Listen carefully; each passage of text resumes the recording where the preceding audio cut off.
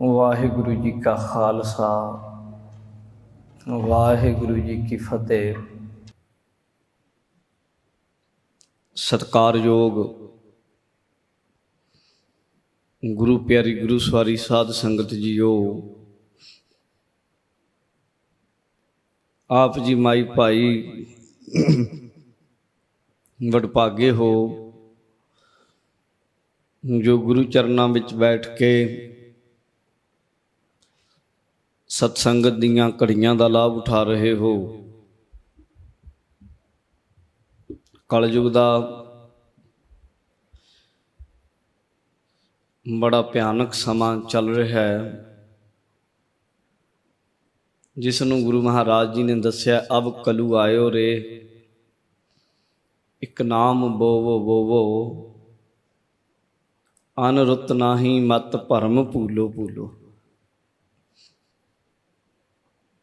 ਇਹ ਜੋ ਸਮਾਂ, ਇਸ ਨੂੰ ਸਫਲ ਕਰਨ ਦਾ ਤਰੀਕਾ, ਰਸਤਾ ਧੁਰ ਕੀ ਬਾਣੀ ਹੀ ਹੈ। ਗੁਰਬਾਣੀ ਦੇ ਨਾਲ ਗੁਰਸਿੱਖ ਜੁੜ ਜਾਏ ਤਾਂ ਇਸ ਨੂੰ ਸਮਝ ਪੈ ਸਕਦੀ ਹੈ, ਤੇ ਨਹੀਂ ਤੇ ਸਾਰਾ ਹੀ ਜੀਵਨ ਫਿਰ ਐਵੇਂ ਲੰਘ ਜਾਏਗਾ। ਬਥੇਰਿਆਂ ਦਾ ਲੰਘ ਵੀ ਗਿਆ, ਕੀ ਕਰ ਲਿਆ, ਆਪਣਾ ਵੀ ਲੰਘ ਜਾਣਾ। ਵਡਭਾਗੇ ਉਹ ਹਨ ਜਿਹੜੇ ਇਸ ਜੀਵਨ ਦੀ ਸਫਲਤਾ ਦੇ ਲਈ ਕੋਈ ਯਤਨ ਉਦਮ ਕਰਦੇ ਹਨ। ਪਾਵਨ ਬਾਣੀ ਦਾ ਕੀਰਤਨ ਆਪਨੇ ਸੁਣਿਆ। ਆਓ ਹੁਣ ਗੁਰਬਾਣੀ ਦੀ ਲੜੀਵਾਰ ਕਥਾ ਚੱਲ ਰਹੀ ਹੈ। 206 ਅੰਗ ਦੇ ਉੱਤੇ ਅੱਜ ਦੀ ਵਿਚਾਰ ਹੈ। 126ਵਾਂ ਸ਼ਬਦ ਗੌੜੀ ਰਾਗ ਦਾ ਆਪਾਂ ਵਿਚਾਰਨਾ। ਗੌੜੀ ਮਹੱਲਾ ਪੰਜਵਾ। ਉਹ ਅਬਿਨਾਸੀ ਰਾਇਆ। ਗੌੜੀ ਰਾਗ ਦੇ ਅੰਦਰ ਪੰਚਮ ਪਾਤਸ਼ਾਹ ਗੁਰੂ ਅਰਜਨ ਦੇਵ ਮਹਾਰਾਜ ਬਖਸ਼ਿਸ਼ ਕਰ ਰਹੇ ਹਨ। ਉਹ ਅਬਿਨਾਸੀ ਰਾਇਆ, ਉਹ ਪ੍ਰਮਾਤਮਾ। ਅਵਿਨਾਸ਼ੀ ਤੋਂ ਭਾਵ ਹੈ ਜਿਹਦਾ ਨਾਸ਼ ਨਹੀਂ ਹੁੰਦਾ। ਹਰੇਕ ਚੀਜ਼ ਆਖਰ ਸਮੇਂ ਦੇ ਵਿੱਚ, ਟਾਈਮ ਦੇ ਵਿੱਚ ਹੈ, ਤੇ ਅੰਤ ਇੱਕ ਨਾ ਇੱਕ ਦਿਨ ਉਹਨੇ ਰੂਪ ਬਦਲ ਲੈਣਾ ਤੇ ਨਾਸ਼ ਹੋ ਜਾਣਾ ਹੈ। ਜੋ ਅੱਜ ਦਿਸ ਰਿਹਾ ਹੈ, ਜੋ ਰੂਪ ਕੱਲ ਨੂੰ ਨਹੀਂ ਹੋਏਗਾ, ਕੱਲ ਨੂੰ ਕੋਈ ਹੋਰ ਰੂਪ ਹੋਏਗਾ। ਥੋੜ੍ਹੀਆਂ ਵੱਡੀਆਂ ਚੀਜ਼ਾਂ ਨੇ, ਉਹਨਾਂ ਦੇ ਬਦਲਣ ਵਿੱਚ ਸਦੀਆਂ ਲੱਗਦੀਆਂ ਨੇ, ਜ਼ਮਾਨੇ ਲੱਗ ਜਾਂਦੇ ਆ, ਯੁੱਗ ਲੱਗ ਜਾਂਦੇ ਆ, ਪਰ ਚਲਾ ਜਾਂਦਾ ਸਭ ਕੁਝ। ਜਿਵੇਂ ਚੰਦਰਮਾ ਸੂਰਜ ਰੋਜ਼ ਚੜ੍ਹਦੇ ਆ ਜਾਂ ਰੋਜ਼ ਆਪਾਂ ਨੂੰ ਦਿਸਦੇ ਆ, ਇਉਂ ਕਹਿ ਲਈਏ। ਇਹਨਾਂ ਦੀ ਵੀ ਉਮਰ ਹੈ। ਜਿਸ ਸੂਰਜ ਦੇ ਹੇਠਾਂ ਆਪਾਂ ਹਾਂ ਹੁਣ, ਇਸ ਸੂਰਜ ਬਾਰੇ ਵਿਗਿਆਨੀ ਕਹਿੰਦੇ ਵੀ ਬੁੱਢਾ ਹੋ ਚੁੱਕਿਆ ਹੈ। ਹੁਣ ਇਸ ਟਾਈਮ ਇਹ ਬੁੱਢਾ ਸੂਰਜ ਹੈ ਜਿਹਦੇ ਥੱਲੇ ਆ। ਉਹਨਾਂ ਦੀ ਆਪਣੀ ਕਲਪਨਾ ਹੈ। ਆਖਰ ਇੱਕ ਦਿਨ ਇਸ ਸੂਰਜ ਨੇ ਮੁੱਕ ਜਾਣਾ। ਇਸ ਧਰਤੀ ਨੇ, ਜਿੱਥੇ ਅਸੀਂ ਵਸਦੇ ਹਾਂ, ਰਹਿੰਦੇ ਹਾਂ, ਨਿਸਤ ਨਬੂਦ ਹੋ ਜਾਣਾ ਹੈ। ਇਹਦੀ ਨਿਸ਼ਾਨੀ ਵੀ ਕੋਈ ਨਹੀਂ ਰਹਿਣੀ। ਸਭ ਕੁਝ ਚਲਾਏਮਾਨ ਹੈ, ਪਰ ਇੱਕ ਜੋ ਕੇਂਦਰ ਬਿੰਦੂ ਹੈ ਇਸ ਬ੍ਰਹਿਮੰਡ ਦਾ, ਸੰਸਾਰ ਦਾ, ਜਿਸ ਨੂੰ ਗੁਰੂ ਨਾਨਕ ਸਾਹਿਬ ਨੇ ਇੱਕ ਓੰਕਾਰ ਆਖਿਆ, ਗੁਰਮੰਤਰ ਦੇ ਰੂਪ ਵਿੱਚ ਜਿਸ ਨੂੰ ਵਾਹਿਗੁਰੂ ਨਾਮ ਦਿੱਤਾ ਹੈ, ਉਹ ਇੱਕੋ ਹੀ ਐਸੀ ਹਸਤੀ ਹੈ ਜੋ ਕਦੇ ਨਾਸ਼ਵੰਤ ਨਹੀਂ, ਜੋ ਕਦੇ ਜਾਂਦੀ ਨਹੀਂ। ਬਸ ਉਹ ਹੈ, ਰਹੇਗੀ। ਹੈ ਤੂੰ ਹੋਵਨਹਾਰ। ਉਹ ਨਾਸ਼ ਤੋਂ ਰਹਿਤ ਹੈ। ਗੁਰੂ ਜੀ ਕਹਿੰਦੇ ਉਹ ਅਬਿਨਾਸ਼ੀ ਰਾਇਆ। ਉਹ ਰਾਇਆ ਜਾਣੀ ਰਾਜਾ ਹੈ ਸਭ ਦਾ। ਅਵਿਨਾਸ਼ੀ ਤੋਂ ਭਾਵ ਨਾਸ਼ ਤੋਂ ਰਹਿਤ ਹੈ। ਉਹਦਾ ਨਾਸ਼ ਨਹੀਂ ਹੋਣ ਵਾਲਾ, ਉਹ ਜਾਣ ਵਾਲਾ ਨਹੀਂ ਕਿਤੇ। ਨਿਰਭਉ ਸੰਗ ਤੁਮਾਰੇ ਬਸਤੇ। ਉਹ ਬੰਦੇ ਨਿਰਭਉ ਹੋ ਗਏ, ਡਰ ਤੋਂ ਰਹਿਤ ਹੋ ਗਏ, ਜਿਹੜੇ ਉਸ ਵਾਹਿਗੁਰੂ ਪਰਮਾਤਮਾ ਦੀ ਸੰਗਤ, ਉਹਨਾਂ ਦੇ ਉਹਦੇ ਪ੍ਰੇਮੀਆਂ ਦੀ ਸੰਗਤ 'ਚ ਵਸ ਜਾਂਦੇ ਆ। ਉਹਨਾਂ ਨੂੰ ਡਰ ਨਹੀਂ, ਭੈ ਨਹੀਂ, ਜਮਾਂ ਦਾ ਭੈ ਨਹੀਂ, ਵਿਕਾਰਾਂ ਦਾ ਡਰ ਨਹੀਂ, ਹੋਰ ਕਈ ਤਰ੍ਹਾਂ ਦੇ ਭੂਤਾਂ ਪ੍ਰੇਤਾਂ ਦੇ ਡਰ ਪੈ ਜਾਂਦੇ ਆ ਬੰਦਿਆਂ ਨੂੰ, ਵੱਡਿਆਂ ਵਡੇਰਿਆਂ ਦੇ ਪਿੱਤਰਾਂ ਦੇ ਡਰ ਪੈ ਜਾਂਦੇ ਆ, ਕਈ ਦੇਵੀ ਦੇਵਤਿਆਂ ਦੀ ਕਰੋਪੀ ਦੇ ਡਰ ਪੈ ਜਾਂਦੇ ਆ। ਕੋਈ ਇੱਕ ਡਰ ਹੈ, ਇਹ ਤਾਂ ਜਿਸ ਤਰ੍ਹਾਂ ਦੇ ਬੰਦੇ ਨੇ ਕੰਮ ਕੀਤੇ ਜਾਂ ਬੀਜ ਬੀਜੇ ਆ, ਉਹਨਾਂ ਦਾ ਡਰ ਤੇ ਬਣਿਆ ਹੀ ਰਹਿੰਦਾ। ਗੁਰੂ ਜੀ ਕਹਿੰਦੇ ਜਿਹੜੇ ਪ੍ਰਮਾਤਮਾ ਦੀ ਸੰਗਤ ਵਿੱਚ ਵਸ ਜਾਂਦੇ ਆ, ਉਹਨਾਂ ਨੂੰ ਫਿਰ ਡਰਨ ਦੀ ਲੋੜ ਨਹੀਂ ਰਹਿੰਦੀ। ਇਹਦਾ ਇਹ ਕਦੇ ਹੀ ਮਤਲਬ ਨਹੀਂ ਹੁੰਦਾ ਵੀ ਜਣੇ ਖਣੇ ਨਾਲ ਪੰਗੇ ਲੈਂਦੇ ਫਿਰਦੇ ਆ, ਆਖੇ ਜੀ ਮੈਨੂੰ ਨਹੀਂ ਡਰ, ਤੈਨੂੰ ਨਹੀਂ ਡਰ। ਕਈ ਵਾਰੀ ਕੋਈ ਹੋਰ ਵੀ ਬੰਦਾ ਬੈਠਾ ਹੁੰਦਾ, ਉਹ ਵੀ ਨਹੀਂ ਡਰਦਾ ਹੁੰਦਾ, ਲੜਾਈ ਨਹੀਂ ਲੈਣੀ। ਇਹਦਾ ਮਤਲਬ ਇਹ ਹੈ ਉਹਦੇ ਕਰਮ ਐਸੇ ਸੁਧਰ ਜਾਂਦੇ ਆ, ਐਸੇ ਸਾਫ਼ ਉਹਦੇ ਕਰਮ ਹੋ ਜਾਂਦੇ, ਉਹਨਾਂ ਕਰਮਾਂ ਦਾ ਉਹਨੂੰ ਡਰ ਨਹੀਂ ਰਹਿੰਦਾ ਵੀ ਇਹ ਮੈਨੂੰ ਕੋਈ ਗਲਤ ਰੂਪ ਦੇ ਵਿੱਚ ਇਹਨਾਂ ਦਾ ਫਲ ਮਿਲੇਗਾ। ਆਪਣੇ ਘਰ ਵਿੱਚ ਆਪਾਂ ਵਿਚਰਦੇ ਹਾਂ, ਆਪਾਂ ਨੂੰ ਡਰ ਨਹੀਂ ਹੁੰਦਾ। ਚੋਰ ਆਉਂਦਾ ਤੇ ਡਰ ਕੇ ਰਹਿੰਦਾ, ਇਉਂ ਸੋ ਡਰੈ ਜੇ ਪਾਪ ਕਮਾਵਦਾ। ਧਰਮੀ ਵਿਕਸੇਤ, ਧਰਮੀ ਬੰਦੇ ਨੇ ਆਨੰਦ ਵਿੱਚ ਰਹਿਣਾ, ਉਹਨੇ ਚੰਗੇ ਹੀ ਕਰਮ ਕਰਨੇ ਆ, ਔਰ ਉਹਦੇ ਚੰਗੇ ਕਰਮਾਂ ਦਾ ਫਲ ਚੰਗਾ ਹੀ ਮਿਲਣਾ, ਗੁਰੂ ਸਾਹਿਬ ਨੇ ਬਾਣੀ ਵਿੱਚ ਦੱਸਿਆ। ਇਸ ਲਈ ਉਹਦੇ ਅੰਦਰੋਂ ਡਰ ਮੁੱਕ ਜਾਂਦਾ ਇਸ ਗੱਲ ਦਾ ਵੀ ਮੇਰਾ ਕੀ ਹੋਏਗਾ। ਜਿਵੇਂ ਕਬੀਰ ਜੀ ਨੇ ਆਖਿਆ ਨਾ, ਇੱਕ ਡਰੇ ਹੋਏ ਇਨਸਾਨ ਦੀ ਉੱਥੇ ਕਬੀਰ ਜੀ ਨੇ ਗੱਲ ਕੀਤੀ ਹੈ ਵੀ ਉਹਦਾ ਸੁਭਾਅ ਕੈਸਾ ਹੁੰਦਾ ਹੈ। ਕਬੀਰ ਜੀ ਕਹਿੰਦੇ ਆ ਵੀ ਥਰ ਹਰ ਕੰਪੈ ਬਾਲਾ ਜੀਓ, ਨਾ ਜਾਨੋ ਕਿਆ ਕਰਸੀ ਪੀਓ। ਰਹਿਣ ਗਈ ਮਤ ਦਿਨ ਭੀ ਜਾਏ, ਭਵਰ ਗਏ ਬੱਗ ਬੈਠੇ ਆਏ। ਕਬੀਰ ਸਾਹਿਬ ਕਹਿੰਦੇ ਨੇ ਕਿ ਮੇਰਾ ਜੀ, ਬਾਲਾ ਜੀ ਮੇਰਾ ਛੋਟਾ ਜਿਹਾ ਥਰ ਥਰ ਕਰਕੇ ਕੰਬਦਾ, ਜਾਂ ਜਿਵੇਂ ਥਾਲੀ ਦੇ ਵਿੱਚ ਪਾਣੀ ਪਿਆ ਹੁੰਦਾ ਹੈ। ਥਰ ਹਰ ਕੰਪੈ ਬਾਲਾ ਜੀਓ, ਇਉਂ ਕੰਬਦਾ ਹੈ। ਕਾਰਨ ਮੈਨੂੰ ਨਹੀਂ ਪਤਾ ਮੇਰੇ ਨਾਲ ਕੀ ਹੋਣਾ ਹੈ, ਕਿਉਂਕਿ ਜੋ ਕੁਝ ਮੈਂ ਕੀਤਾ ਹੈ ਉਹਦਾ ਹਿਸਾਬ ਕਿਤਾਬ ਮੈਨੂੰ ਪਤਾ ਹੀ ਹੈ। ਜਿੱਦਣ ਹੋਣਾ ਹੈ, ਜਿੱਦਣ ਮੈਂ ਹਿਸਾਬ ਦੇਣਾ ਹੈ, ਜੋ ਮੈਂ ਪਰਚੇ 'ਚ ਲਿਖ ਕੇ ਆਇਆ, ਮੈਨੂੰ ਪਤਾ ਵੀ ਰਿਜ਼ਲਟ ਚੰਗੇ ਨਿਕਲਣ ਵਾਲੇ ਹੈ ਨਹੀਂ।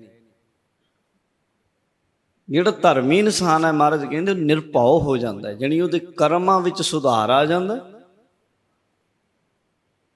ਤੇ ਕਰਮਾਂ ਵਿੱਚ ਸੁਧਾਰ ਆ ਜਾਣ ਕਰਕੇ ਉਹਨੂੰ ਖੌਫ ਡਰ ਨਹੀਂ, ਕਿਉਂਕਿ ਉਹਨੇ ਬੀਜਿਆ ਚੰਗਾ ਹੀ ਹੁੰਦਾ ਹੈ। ਉਹਨੂੰ ਇਸ ਗੱਲ ਦਾ ਯਕੀਨ ਹੈ ਕਿ ਇਸ ਪ੍ਰਕਿਰਤੀ ਵਿੱਚ ਪਰਮੇਸ਼ਰ ਦੀ ਨੇਤ ਹੈ, ਨਿਯਮ ਹੈ। ਜਿਹੋ ਜੇ ਕਰੋਗੇ ਉਹੇ ਜੇ ਫੜਨਗੇ। ਚੰਗੇ ਕੀਤੇ ਆ ਤੇ ਨਿਸ਼ਚਿੰਤ ਹੋ ਕੇ ਰਹੋ, ਮਿਲਣਗੇ ਮਿਲਣਗੇ। ਤੁਲਸੀ ਨੇ ਲਿਖਿਆ, ਕਹਿੰਦਾ ਜਿਵੇਂ ਗਾਂ ਆਪਣੇ ਬਛੜੇ ਨੂੰ ਬੱਗ ਦੇ ਵਿੱਚੋਂ ਭੱਜ ਕੇ ਨਹੀਂ ਮਿਲ ਜਾਂਦੀ, ਪਛਾਣ ਲੈਂਦੀ, ਜਾਂ ਜਿਵੇਂ ਬਛੜਾ ਆਪਣੀ ਮਾਂ ਕੋਲ ਭੱਜਿਆ ਜਾਂਦਾ, ਪੂਰਾ ਗਾਵਾਂ ਦਾ 1000 ਗਾਂ ਕਿਉਂ ਨਾ ਹੋਵੇ, ਲੱਭਦਾ ਲੱਭਦਾ ਆਪਣੀ ਮਾਂ ਕੋਲ ਪਹੁੰਚ ਜਾਏਗਾ। ਗਾਂ ਵੀ ਲੱਭਦੀ ਲੱਭਦੀ ਆਪਣੇ ਬਛਰੂ ਕੋਲ ਪਹੁੰਚ ਜਾਏਗੀ। ਇਉਂ ਹੀ ਕਰਮਾਂ ਦੀ ਗਤੀ ਇਉਂ ਹੀ ਹੈ। ਅੱਜ ਨਹੀਂ ਕੱਲ, ਕੱਲ ਨਹੀਂ ਪਰਸੋਂ ਨਹੀਂ, ਘੁੰਮ ਘੁਮਾ ਕੇ ਹੋ ਸਕਦਾ ਇਸ ਜਨਮ 'ਚ ਵੀ ਨਾ ਮਿਲਣ ਕਈ ਕਰਮ, ਇਹ ਵੀ ਗੱਲ ਹੈ। ਇਸ ਜਨਮ ਵਿੱਚ ਮਿਲੇ ਹੀ ਨਾ, ਅਗਲੇ ਜਨਮ 'ਚ ਮਿਲ ਜਾਏਗਾ। ਇਤਿਹਾਸ ਵਿੱਚ ਆਉਂਦਾ ਹੈ, ਇੱਕ ਗੁਰਦੁਆਰਾ ਸਾਹਿਬ ਹੈ ਫਿਰੋਜ਼ਪੁਰ ਦੇ ਲਾਗੇ, ਉਧਰ ਨੂੰ ਥੋੜਾ ਇਲਾਕੇ ਦਾ ਫਰਕ ਹੋ ਸਕਦਾ। ਗੁਰਦੁਆਰੇ ਦਾ ਨਾਮ ਮੈਂ ਤੁਹਾਨੂੰ ਦੱਸਦਾ, ਜਾਮਨੀ ਸਾਹਿਬ ਉਹਦਾ ਗੁਰਦੁਆਰੇ ਦਾ ਨਾਮ ਹੈ। ਉਹ ਗੁਰੂ ਗੋਬਿੰਦ ਸਿੰਘ ਮਹਾਰਾਜ ਨਾਲ ਸੰਬੰਧਿਤ ਗੁਰਦੁਆਰਾ ਹੈ। ਤੇ ਕਲਗੀਧਰ ਮਹਾਰਾਜ ਸੱਚੇ ਪਾਤਸ਼ਾਹ ਜੀ ਦਾ ਇਤਿਹਾਸ ਇਹ ਆਉਂਦਾ ਵੀ ਉੱਥੇ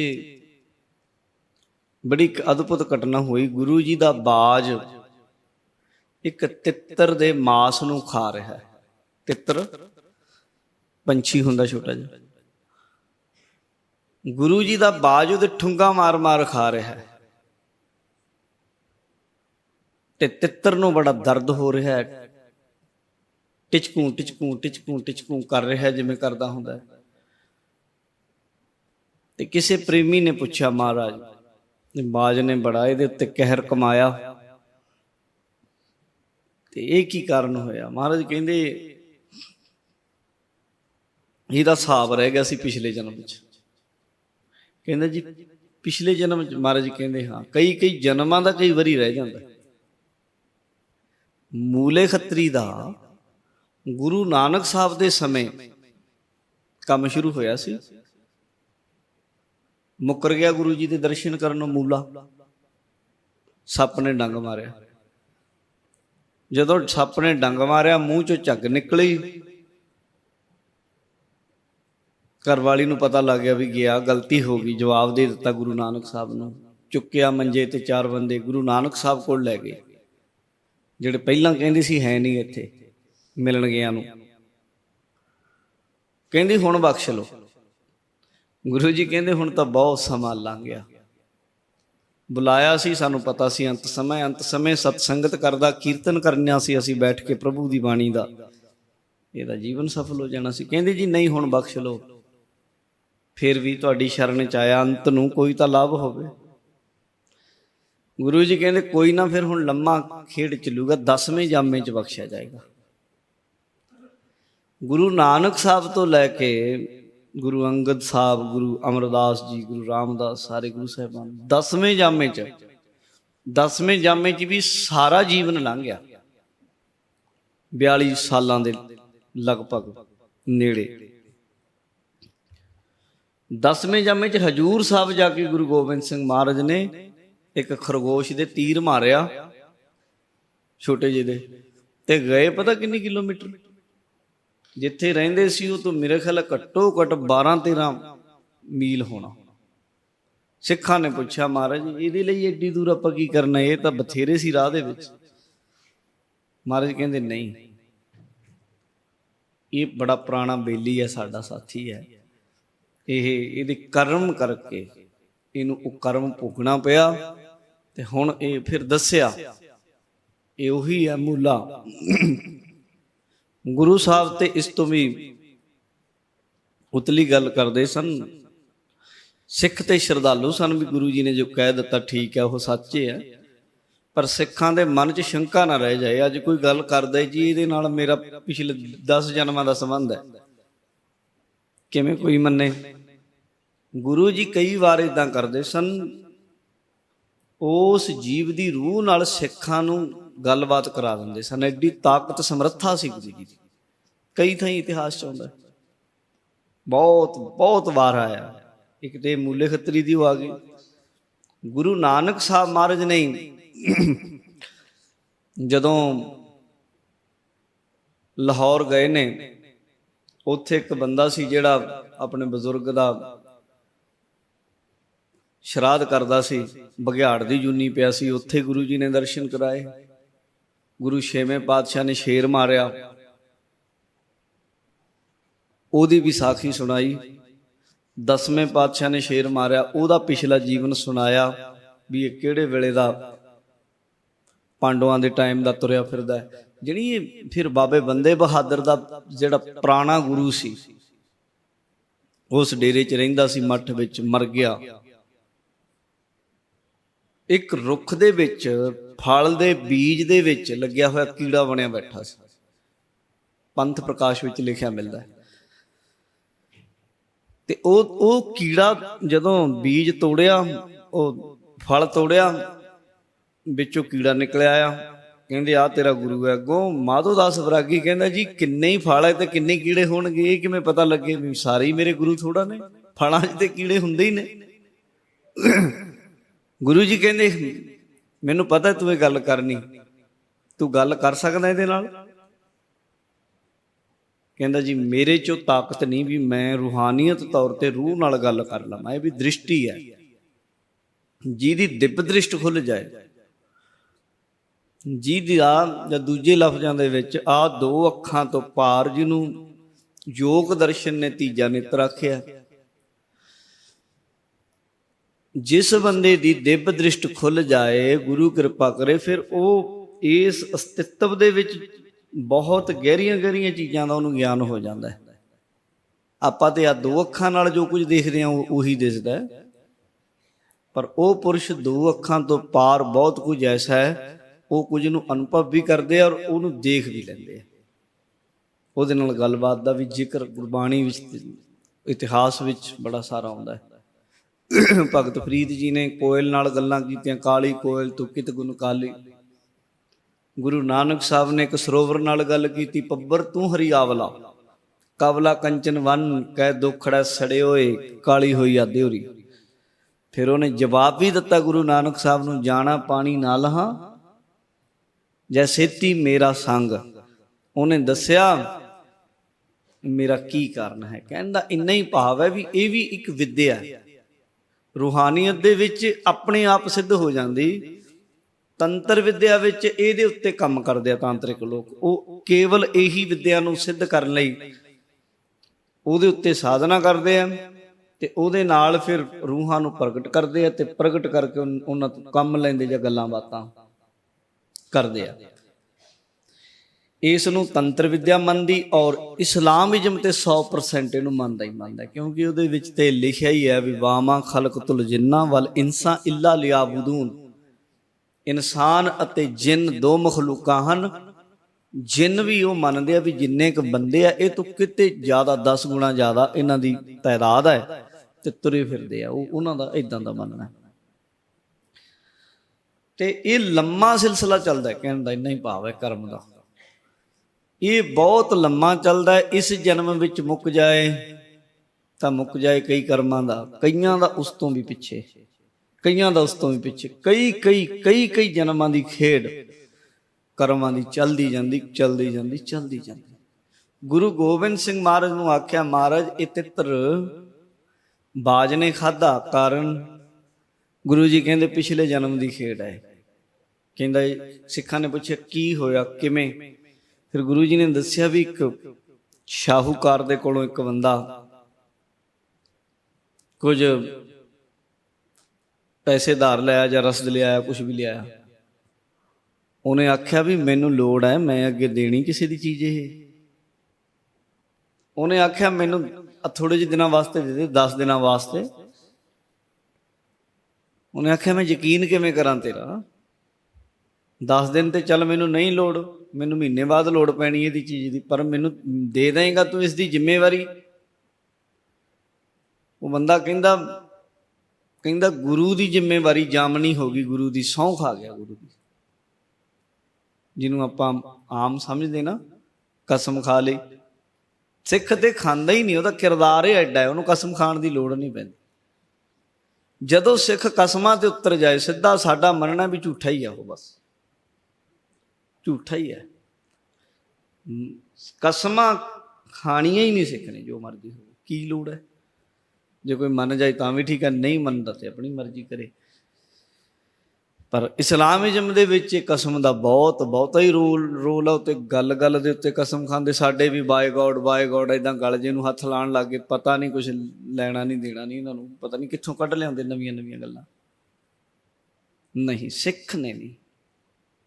ਜੇ ਬੰਦਾ ਤੇਰੇ ਬੋਲ ਤੇ ਯਕੀਨ ਕਰ ਲਏ ਤਾਂ ਠੀਕ ਹੈ, ਕਰਨਾ ਚਾਹੀਦਾ। ਤੂੰ ਇੱਦਾਂ ਦਾ ਕਿਰਦਾਰ ਬਣਾ, ਤੇ ਜੇ ਨਹੀਂ ਕਰਦਾ ਤੇ ਹੋ ਸਕਦਾ ਤੇਰੇ ਕਿਰਦਾਰ 'ਚ ਕਮੀ ਹੋਵੇ, ਹੋ ਸਕਦਾ ਉਹਦੇ ਵਿਸ਼ਵਾਸ 'ਚ ਕਮੀ ਹੋਵੇ। ਉਹਦੇ ਲਈ ਹੋਰ ਹੱਲ ਹੈਗੇ ਆ। ਪਰ ਉਸ ਬੰਦੇ ਨੇ ਜਿਹੜੀ ਗੁਰੂ ਨੂੰ ਵਿੱਚ ਜਾਮਨ ਲੈ ਲਿਆ, ਕਹਿੰਦਾ ਵੀ ਗੁਰੂ ਦੀ ਜ਼ਿੰਮੇਵਾਰੀ ਹੈ, ਮੈਂ ਭੱਜਦਾ ਕਿਤੇ। ਉਹ ਕਹਿੰਦਾ ਚੰਗਾ, ਫਿਰ ਜੇ ਤੂੰ ਗੁਰੂ ਦੀ ਉਹ ਗੱਲ ਕਰ ਦਿੱਤੀ ਵਿੱਚ, ਫਿਰ ਠੀਕ ਹੈ। ਥੋੜਾ ਟਾਈਮ ਲੰਘ ਗਿਆ, ਜਿਹੜਾ ਉਹਨੇ ਟਾਈਮ ਦਿੱਤਾ ਸੀ, ਉਹਨੇ ਆਖਿਆ ਬਈ ਗੁਰਮੁਖਾ ਮੈਨੂੰ ਇਹ ਚੀਜ਼ ਦੀ ਲੋੜ ਹੈ। ਉਹ ਕਹਿੰਦਾ ਵੀ ਕੋਈ ਨਹੀਂ, ਹਜੇ ਕਰਦਾ ਮੈਂ ਹੱਲ। फिर थोड़े दिनों बाद उन्हें आख्या भी कीता कोई हल? कहने लगा नहीं, वो बंदे ने जवाब जा देता, मैं होर किसी नूं कहा होया। लैण वेले होर मूँह हुंदे लोकां दे, देण वेले होर हुंदे। ये माड़े लोकां दी निशानी हुंदी है। 2 बार तो इदां लारा लाता, तीजी वारी उन्हें आख्या भी दे मैनू, कहंदा मैं भजदा किते, तू तो मेरे गाले पै गया ना, मैं लै चलिया कि। जदों इत्थे बंदा आ जाए समझ उहदी देण दी नीयत नहीं है, ये पक्का ही कर लो बस। ਉਹਨੇ ਵਿਚਾਰੇ ਨੇ ਬਥੇਰੀ ਕੋਸ਼ਿਸ਼ ਕੀਤੀ, ਜਣੀ ਉਹ ਬੜਾ ਔਖਾ ਹੋਇਆ ਆਖਰ। ਉਹ ਬੰਦਾ ਸ਼ਾਹੂਕਾਰ ਜਿਹਨੇ ਦਿੱਤੀ ਸੀ ਚੀਜ਼, ਹੁਣ ਅਗਲੇ ਨੇ ਆਪਣੀ ਜ਼ਿੰਦਗੀ ਦਾ ਕਿਰਦਾਰ ਬਣਾਇਆ ਸੀ, ਬਚਨ ਦਾ ਬਲੀ ਸੀ ਬੰਦਾ। ਉਹਨੇ ਆਪਣਾ ਪਤਾ ਨਹੀਂ ਕੀ ਕੁਝ ਵੇਚ ਕੇ, ਘਰ-ਬਾਰ ਕੀ ਕੁਛ ਕਰਕੇ ਆਪਣੀ ਉਹ ਜੋ ਕੁਛ ਟੋਕ ਸੀ ਉਹ ਲਾਈ। ਪਰ ਇਹ ਬੰਦੇ ਨੇ ਸਾਰੀ ਜ਼ਿੰਦਗੀ ਉਹਦਾ ਜਾਣੀ ਕਰਜ਼ਾ ਨਹੀਂ ਮੋੜਿਆ। ਮੋੜਨਾ ਤੇ ਕੀ ਸੀ, ਸਗੋਂ ਉਲਟਾ ਉਹਦੇ ਗਲ ਪੈਂਦਾ ਰਿਹਾ, ਮਰ ਗਿਆ ਇੱਦਾਂ ਹੀ, ਮੌਤ ਹੋ ਗਈ। ਤੇ ਹਿਸਾਬ ਕਿਤੇ ਮੁੱਕ ਜਾਂਦੇ ਇੱਦਾਂ। ਜੇ ਇੱਥੇ ਹੀ ਮੁੱਕ ਜਾਂਦੇ ਫਿਰ ਤੇ ਸਾਡਾ ਤੇ ਲੰਮਾ ਹੀ ਹਿਸਾਬ ਹੋਊਗਾ। ਫਿਰ ਜਿੰਨੇ ਬੰਦਿਆਂ ਨੇ ਸਿੱਖਾਂ ਤੇ ਅਤਿਆਚਾਰ ਕੀਤੇ ਨੇ, ਬਹੁਤਿਆਂ ਦਾ ਤਾਂ ਲਾਹਾ ਜਾਣੀ ਖੱਟ ਲਿਆ ਸਿੱਖਾਂ ਨੇ, ਬਹੁਤਿਆਂ ਨੂੰ ਤਾਂ ਸ਼ੋਧ ਦਿੱਤਾ। ਪਰ ਬਹੁਤੇ ਤਾਂ ਇੱਦਾਂ ਦੀ ਹੈ, ਤੁਸੀਂ ਉਹਨਾਂ ਦੇ ਡਲੀ ਵੀ ਨਹੀਂ ਮਾਰ ਸਕੇ, ਜਾਣੀ ਸਾਹਮਣਾ ਵੀ ਨਹੀਂ ਹੋਇਆ ਕਿਸੇ ਖਾਲਸੇ ਨਾਲ ਉਹਦਾ। ਇਹੋ ਜਿਹੇ ਬੰਦੇ ਜਿਹਦੇ ਬਾਰੇ ਮੈਂ ਕਿਤੇ ਪੜ੍ਹ ਰਿਹਾ ਸੀ, ਸੰਨ 1984 ਵਿੱਚ ਦਰਬਾਰ ਸਾਹਿਬ, ਇੱਕ ਫੌਜੀ ਨੇ, ਸਿੱਖ ਬੱਚਾ ਸੀ ਛੋਟਾ ਜਿਹਾ, ਉਹਦੇ ਇੱਕ ਪੈਰ ਤੇ ਪੈਰ ਰੱਖ ਲਿਆ, ਦੂਜਾ ਪੈਰ ਹੱਥ 'ਚ ਫੜ ਲਿਆ, ਲੱਤ ਤੇ ਬੱਚੇ ਦੇ ਲੱਤ ਤੇ ਲੱਤ ਰੱਖ ਕੇ ਤੇ ਐਂ ਪਾੜ ਦਿੱਤਾ ਬੱਚਾ ਵਿਚਾਰਾ।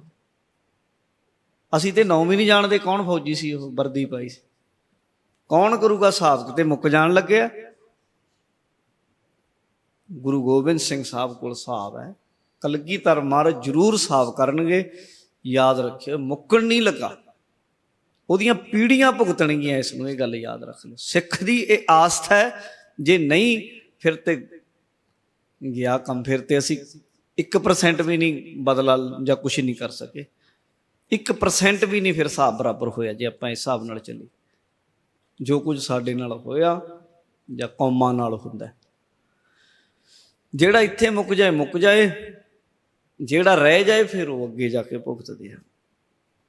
ਇਸ ਲਈ ਇਹ ਕਰਮਾਂ ਦਾ ਬਹੁਤ ਬਹੁਤ ਜ਼ਿਆਦਾ ਵੱਡਾ ਸਿਲਸਿਲਾ ਹੈ। ਗੁਰੂ ਸਾਹਿਬ ਕਹਿੰਦੇ ਨੇ ਨਿਰਭਉ ਸੰਗ ਤੁਮਾਰਾ ਬਸਤੇ।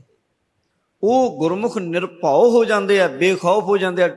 ਉਹ ਕਰਮ ਇੱਦਾਂ ਦੇ ਬੀਜਦੇ ਆ ਜਿਹੜੇ ਜਿਨ੍ਹਾਂ ਦਾ ਅੱਗੇ ਰੱਬ ਦੀ ਦਰਗਾਹ ਵਿੱਚ ਲੇਖਾ ਦੇਣਾ ਨਹੀਂ ਪੈਂਦਾ। ਜਿਹੜੀ ਚੰਗੇ ਕਰਮ ਕਰਦੇ ਆ, ਕੌਣ? ਜਿਹੜੇ ਗੁਰੂ ਦੀ ਸੰਗਤ ਵਿੱਚ ਰਹਿੰਦੇ ਆ, ਉਹ ਬੁਰਾਈਆਂ ਤੋਂ ਬਚ ਕੇ ਚੱਲਦੇ ਆ। ਉਹ ਇੱਦਾਂ ਦੇ ਕਰਮ ਨਹੀਂ ਕਰਦੇ ਕਿ ਉਹਨਾਂ ਦੇ ਲੇਖੇ ਜੋਖੇ ਦਾ ਹਿਸਾਬ, ਉਹਨਾਂ ਦੀ ਡਾਇਰੀ ਵੱਧਦੀ ਜਾਏ ਕਾਲੇ ਕਰਮ ਨਾ। ਉਹ ਅਵਿਨਾਸ਼ੀ ਪਰਮੇਸ਼ਰ ਨਾਲ ਜੁੜੇ, ਨਿਰਭਉ ਸੰਗ ਤੁਮਾਰਾ ਬਸਤੇ, ਇਹੋ ਡਰਨ ਕਹਾਂ ਤੇ ਆਇਆ ਹੈ। ਮੇਰੇ ਵਾਹਿਗੁਰੂ, ਉਹ ਬੇਖੌਫ ਹੋ ਜਾਂਦੇ ਹਨ ਉਹ ਗੁਰਮੁਖ ਜਿਹੜੇ ਤੇਰੀ ਸੰਗਤ ਵਿੱਚ ਵਸਦੇ ਹਨ। ਉਹਨਾਂ ਨੂੰ ਫਿਰ ਡਰ ਨਹੀਂ ਰਹਿੰਦਾ ਵੀ ਮੇਰਾ ਕੀ ਬਣੇਗਾ ਅੱਗੇ, ਮੇਰਾ ਕੀ ਹੋਏਗਾ। ਕਹਿੰਦੇ ਕਿੱਥੋਂ ਆਵੇਗਾ ਡਰ, ਕਿਉਂਕਿ ਕੰਮ ਇੱਦਾਂ ਦਾ ਕੋਈ ਕੀਤਾ ਹੀ ਨਹੀਂ। ਹੁਣ ਨਹੀਂ, ਉੱਥੇ ਕਬੀਰ ਜੀ ਨੇ ਆਖਿਆ ਬਹੁਰ ਹਮ ਕਾਹੇ ਆਵਾਂਗੇ, ਹੁਣ ਕਿਉਂ ਆਵਾਂਗੇ, ਲੋੜ ਨਹੀਂ ਹੈ। ਰਹਾਓ ਵਿਸ਼ਰਾਮ ਦੇ ਕੇ ਸਮਝਾਉਂਦੇ, ਏਕ ਮਹਿਲ ਤੂੰ ਹੋਏ ਅਫਾਰੋ, ਏਕ ਮਹਿਲ ਨਿਮਾਨੋ। ਆਪ ਗੁਰਸਿੱਖ ਆਪਣੇ ਕਰਮਾਂ ਦੇ ਵਿੱਚ ਸੁਧਾਰ ਕਰ ਲੈਂਦਾ, ਇਸ ਤਰ੍ਹਾਂ ਦੇ ਕਰਮ ਕਰਦਾ ਜਿਸ ਤਰ੍ਹਾਂ ਦੇ ਕਰਮ ਗੁਰੂ ਸਾਹਿਬ ਨੇ ਦੱਸੇ ਆ, ਗੁਰਬਾਣੀ 'ਚ ਦੱਸੇ ਆ, ਉਹ ਕਰਮ ਕਰਦਾ। ਇਹ ਤੇ ਹੋ ਗਿਆ ਉਹਦਾ ਆਪਣਾ ਨਿੱਜੀ ਜੀਵਨ।